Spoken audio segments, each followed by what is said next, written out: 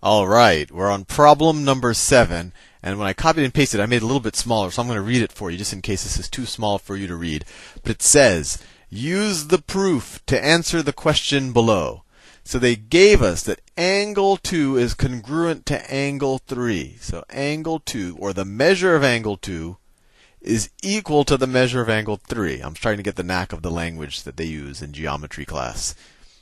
Which, I will admit, that language kind of tends to disappear as you leave your geometry class. But since we're in geometry class, we'll use that language.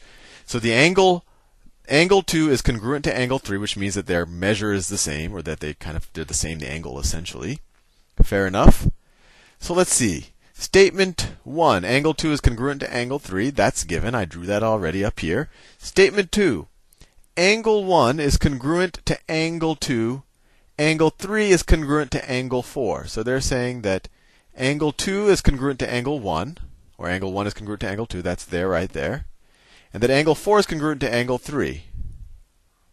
Fair enough. And they say, what's the reason that you could give? And I don't know what I forgot the actual terminology, but in my head I was thinking, oh, well, opposite angles are equal, or the measures are equal, or they're congruent, right? And you could just imagine two sticks and change the angles that they intersect, and you'll see that opposite angles are always going to be congruent.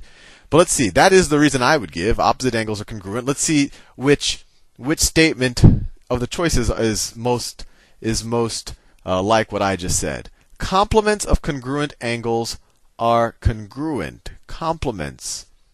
Vertical angles are congruent. I think that's what they call opposite angles. Vertical angles.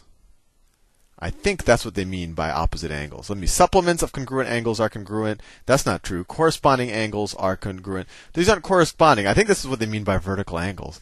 Complements of congruent angles are congruent. You know what? I'm going to look this up with you on Wikipedia. Let me see. Vertical angles. As you can see at the age of 32, some of the terminology starts to escape you. What matters is that you understand the intuition, and then you can do these Wikipedia search to just make sure that you remember the right terminology. Let's see what Wikipedia has to say about it. Vertical angles. A pair of angles is said to be vertical or opposite. Oh, I guess I use the British English. Opposite angles if the angles share the same vertex and are bounded by the same pair of lines, but are opposite to each other. Right. So somehow, growing up in Louisiana, I somehow picked up the British English version of it, maybe because the word opposite made a lot more sense to me than the word vertical. With that said, they're the same thing. Wikipedia has shown us the light. And so my logic of opposite angles, is the same as their logic of vertical angles are congruent. Next problem. I'll start using the U.S. terminology. Although I think there are a good number of people outside of the U.S. who watch these, so maybe it's good that I somehow picked up the British English version of it. Okay. Once again, might be hard for you to read. I'll read it out for you. Two lines in a plane always intersect in exactly one point. Fair enough. Which of the following best describes a counterexample to the assertion above? So I like to think of the answer even before seeing the choices. So can I think of two lines in a plane that always intersect in exactly one point? Well, what if they're parallel, right? What if, I have, that line and that line. They're never going to intersect with each other. They're parallel. That's the definition of parallel lines.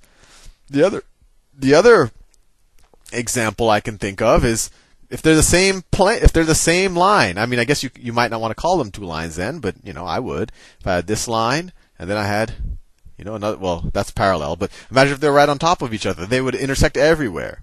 So either of those would be counterexamples to the idea that two lines in a plane always intersect in exactly one point. And if we look at their choices, well, okay, they have the first thing I just wrote there. Parallel lines, obviously, they're two lines in a plane, but they don't intersect in one point. Problem 8. I'm going to write it a little bigger from now on just so you can read it. Okay, this is problem 9. Problem 9. Which figure can serve as a counterexample to the conjecture below? If one pair of opposite sides of a quadrilateral is parallel, then the quadrilateral is a parallelogram. So once again, a lot of terminology, and I do remember these from my geometry days. Quadrilateral means four sides, right? A four-sided figure. And a parallelogram means that all of the opposite sides are parallel. So for example, this is a parallelogram. I don't know if you remember, well, this, let me see how well I can do this. And then well, that's, if you ignore this little part that's hanging off there, that's a parallelogram. And if all the sides were the same, it's a rhombus and all of that. But that's a parallelogram, and that's a parallelogram because this side is parallel to that side, and this side is parallel to that side. All the sides are parallel. Now they say if one pair of opposite sides of a quadrilateral is parallel, then the quadrilateral is a parallelogram. So I want to give a counter example. So let me draw a figure that has two sides that are parallel. So let's say that side and that side are parallel. And then I don't want the other two to be parallel. Then it wouldn't be a parallelogram. And let's say the other sides are not parallel. So they look like, let's say they look like that and like that. And once again, that, just digging in my head of definitions of shapes, that looks like a trapezoid to me. So let's see. Yeah, good. You have a trapezoid as a choice. Trapezoid. All the rest are parallelograms, right? A rectangle is all the sides are parallel, and we have all 90-degree angles, right? Rectangles are actually a subset of parallelograms. Rhombus we have a parallelogram where all of the sides are the same length. All the angles aren't necessarily equal. Square is all the sides are parallel, equal, and all the angles are 90 degrees. So all of these are subsets of parallelograms. This is not a parallelogram, although it does have two sides that are parallel. So this is the counterexample to the conjecture. I think you're already seeing the pattern. A lot of geometry, the terminology is often the hard part. The ideas aren't as deep as the terminology might suggest. Okay. Given trap, that already makes me worried. All right. Given trap is an isosceles trapezoid with diagonals RP and TA. Which of the following must be true? An isosceles Okay, let's see what we can do here. So an isosceles trapezoid means that the two sides the two kind of sides that lead up from the base to the top side are equal, kind of like an isosceles triangle. So let me draw that.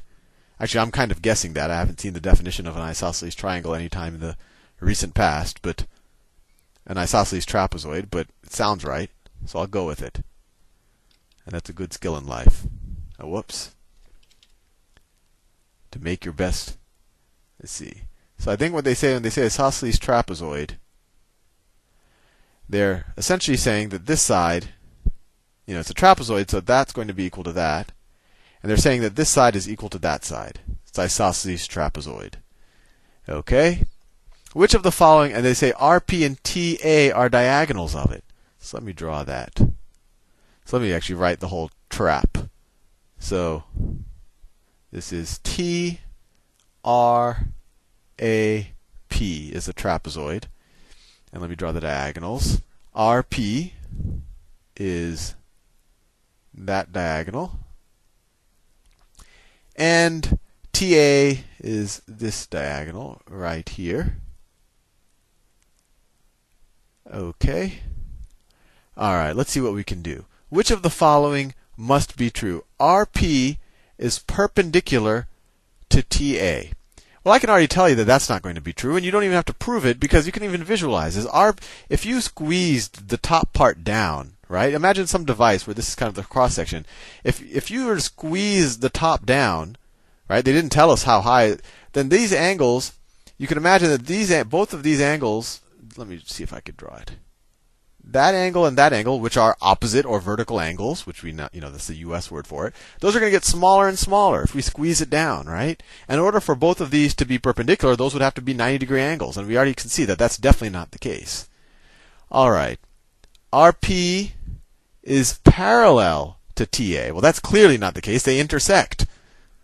All right, they're the diagonals. RP is congruent to TA.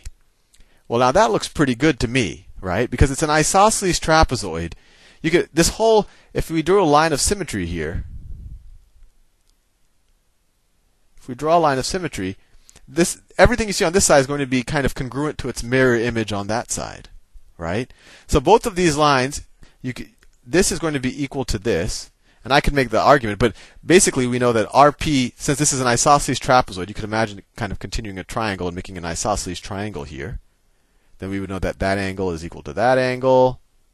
Let's see, we could see if that angle is equal to that angle, then, well, actually I'm not going to go down that path because I think that'll be, but you can almost look at it from inspection, although maybe I should do a little more rigorous definition of it. But RP is definitely going to be parallel. It's definitely going to be congruent to TA, right? Because both sides of these trapezoids are going to be symmetric. And so there's no way you could have RP being a different length than TA, right? Since this trapezoid is perfectly symmetric, since it's isosceles. And then D, RP bisects TA. RP bisects TA. And I think there again you can show that if you were to let's say if I were to draw this trapezoid slightly differently, if it looks something like this. Let me draw it like this. If this was the trapezoid, and then this is also an isosceles trapezoid, and then the diagonals would look like this. Whoops. The diagonals would look like this. So here it's pretty clear that they're not bisecting each other, right? In order for them to bisect each other, this length would have to be equal to that length. And that's clear just by looking at it that that's not the case, right? That is not equal to that. So they're definitely not bisecting each other. So you can really, in this problem, knock out choices A, B, and D and say, oh, well, choice C looks pretty good. But you can actually deduce that by just saying, by using an argument of all of the angles, that this angle is going to be equal to, let me see if I can make the argument. Anyway, that's going to waste your time. But that's a good exercise for you, is to make the formal proof argument of why this is true. Although you can make a pretty good intuitive argument just based on the symmetry of the triangle itself. Anyway, see you